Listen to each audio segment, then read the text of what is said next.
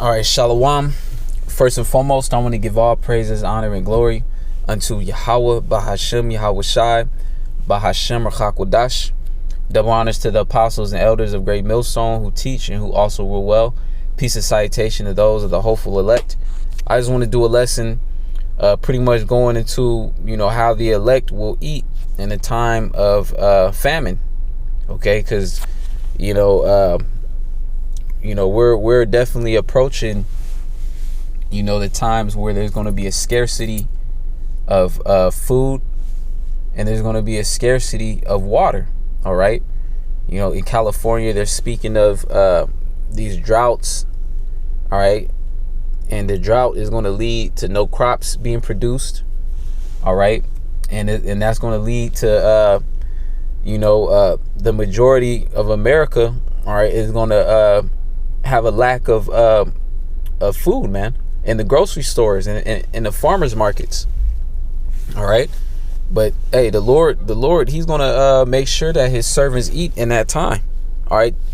So I want to start off,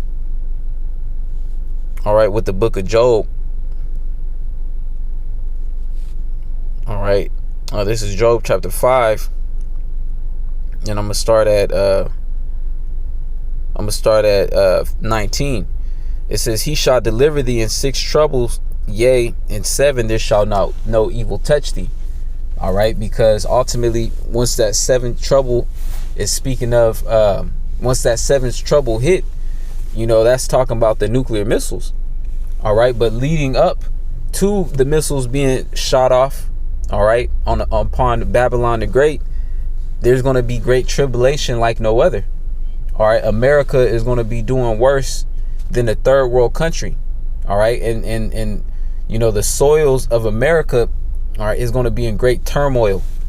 All right, they tell you that in Second Esdras, that a man will destroy his neighbor's house for the lack of bread and for great tribulation. All right, so these are the times that's coming, great tribulation. All right, again, the Lord is sending out super major plagues. All right. And America is going to be a battleground. All right. There's going to be, riots. All right. Esau, he's going to call full on martial law. All right. And amongst these things, people is going to be dropping dead. All right. Because there's no food trucks coming in and the grocery stores is going to stop selling food. All right. So these shortages is just the beginning of it. All right. Because eventually, if these crops don't make it, then by the time they're supposed to be harvest, they're supposed to be in the grocery stores, they're not going to be there, man. All right. And on top of that, if inflation is going to set in, all right, and because there's going to be a high demand for food and there's going to be less of it, the prices of different food items are going to go up. All right. So, hey, man. And these people think themselves to be in a good case, but the scriptures say, peace and safety. When they shall say peace and safety, then sudden destruction shall come upon them as travail upon a woman, and they shall not escape.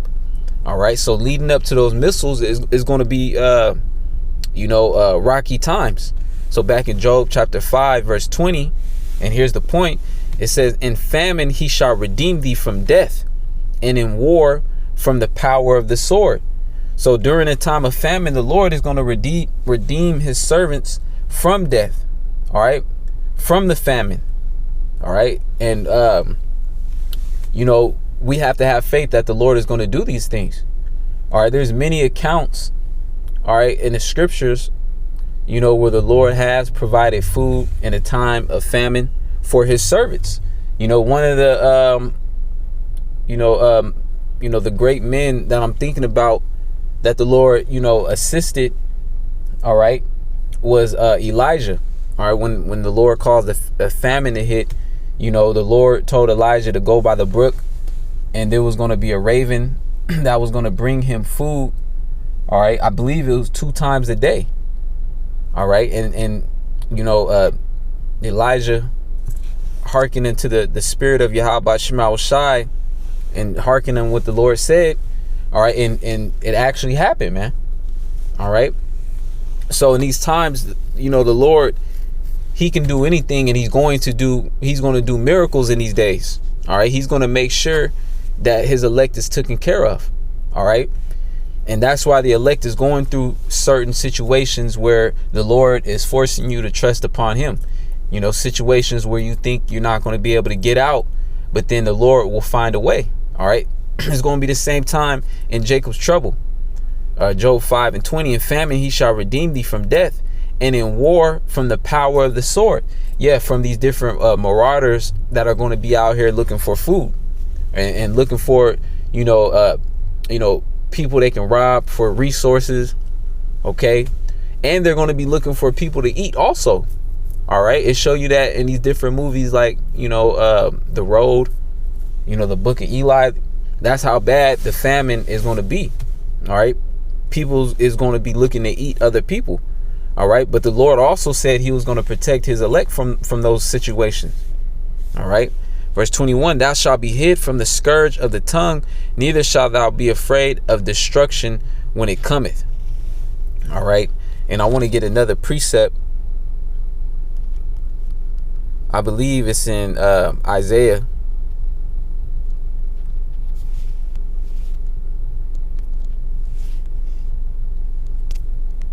This is the book of Isaiah 65 and 13. It says, therefore thus saith the Lord power, behold, my servants shall eat, but ye shall be hungry. Behold, my servants shall drink, but ye shall be thirsty. Behold, my servants shall rejoice, but ye shall be ashamed. Yeah, and that's speaking of the rest of the world that is going to be ashamed in that day. All right, especially 2/3 of Israel, because, they have failed to hearken unto the calling of Yahweh Shema Shai. All right, they all the men of the Lord, the prophets, are out there, putting out these lessons, but our people, 2/3 of our people have ultimately rejected it. Okay, because ultimately they wasn't able, to get it. All right, according to prophecy, man. All right, so in their ignorance, all right, in their despising of the words of Yahweh Shema Shai, the Lord is going to cause them to fall victim to these different spirits that are created for vengeance. All right. And one of those spirits is the spirit of famine. Okay. So I'm going to continue to read. It says, therefore thus saith the Lord power, behold, my servant shall eat. Salakia.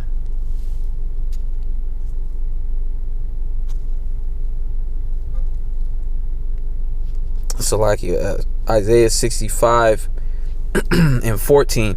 It says, behold, my servant shall sing for joy of heart, but ye shall cry for sorrow of heart. All right. And the scriptures tell you in Isaiah 33 and 6 that wisdom and knowledge shall be the stability of thy times and strength of salvation. All right. The fear of the Lord is his treasure. All right. So that the elect in that time is going to be comforted by Yahweh Shema Shai, man. All right, first and foremost by the scriptures, all right, which is able, to put your mind in a balanced state to understand the will of Yahweh Shema Shai. All right, seeing all these people get judged. All right, the only thing that's going to keep you stable, is understanding that the Lord is judging, the Babylon for its wickedness. All right. So you're going to have a stable mind. The scriptures also say, that the Lord has not given us the spirit of fear, all right, but of a sound mind. All right. So going back to Isaiah 65 and 14, behold, my servant shall sing for joy of heart. And that word heart goes into the Hebrew word lab, meaning your mind. But ye shall cry for sorrow of heart and shall howl for vexation of spirit. So that's going into those wicked people, man. Not just Jake, but also these Edomites that are going to catch the destruction, and these other heathens, man. All right, so going back, all right, to the book of Job, and I'll finish it out. Job chapter 5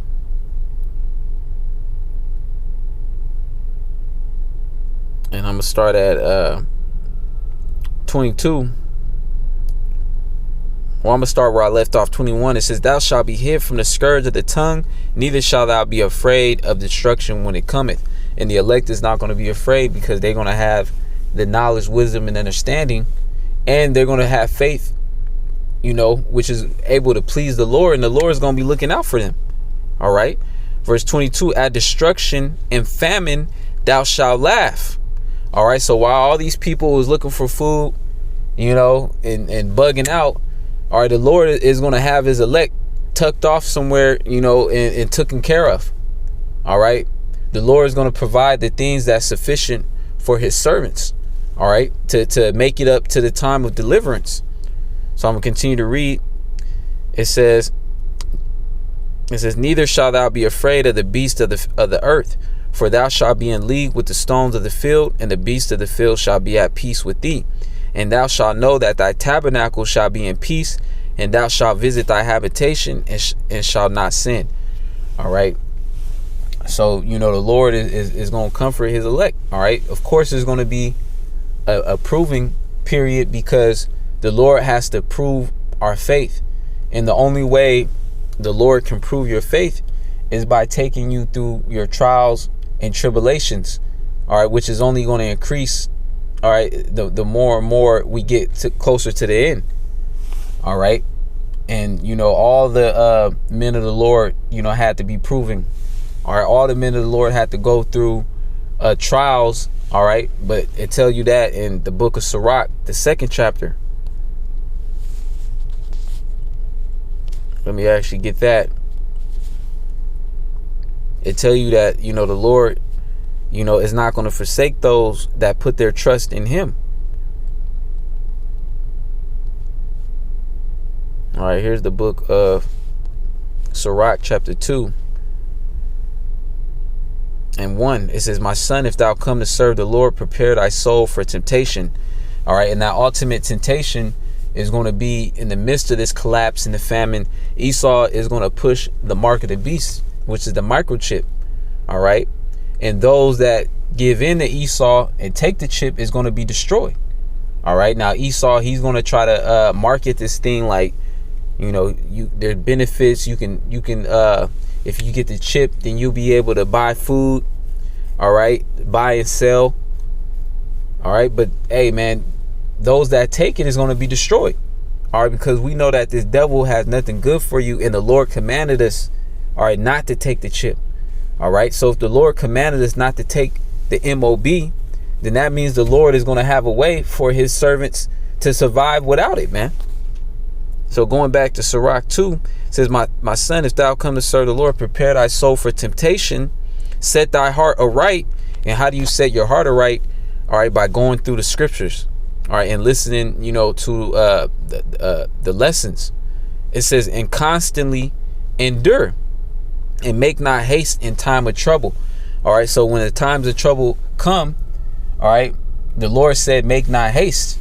And it's going to take, the knowledge, wisdom, and understanding and faith in the Lord in order to, not be completely thrown, off your square, so to speak.